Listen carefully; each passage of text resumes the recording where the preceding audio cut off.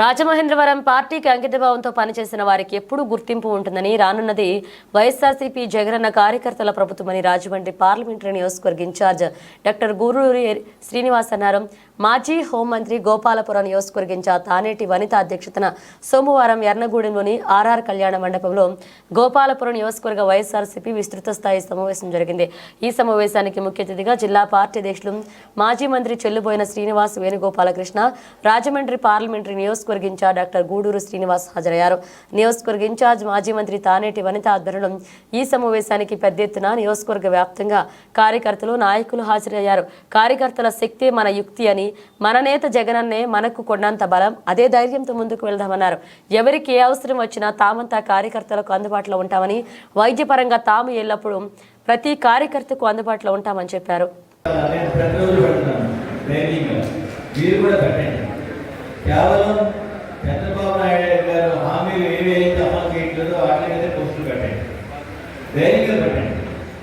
So ఆయన ఇచ్చిన అబద్ధపు హామీల వల్లే మనం ఓడిపోయాం తప్ప మనం ఏ అబద్ధం చేసి ఓడిపోవాలి.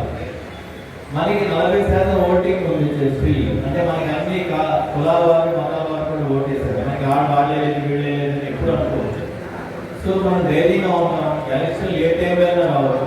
కేంద్రంలో సుస్థిరమైన ప్రభుత్వం లేదు, మైనారిటీ గవర్నమెంట్ పరంగా కానీ, లీగల్ పరంగా కానీ మీకు ఏ సమస్యలు కూడా మా దగ్గరికి రావచ్చు.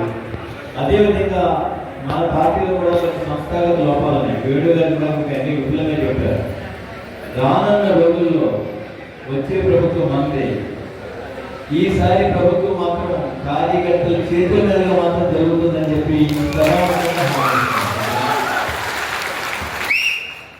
ఎందుకంటే ఎలక్షన్ ముందు ప్రచారంలో కూడా జగన్మోహన్ రెడ్డి గారితో అన్న మేనిఫెస్టో బాగాలేదు, రైతు రుణమాఫీ పెట్టు, ఆయన పెన్షన్ పెట్టు అంటే ఫస్ట్ తారీఖు వస్తుంటే దేవుడు కనిపిస్తున్నట్టు మాకు ఇవ్వలేకపోతున్నాం. అబద్ధం హామీలు ఇవ్వకూడదు, మనం చంద్రబాబు నాయుడు చేయకూడదు అన్నారు. కేవలం మనం కూడా అబద్ధం అంటే గెలిచేవాడు.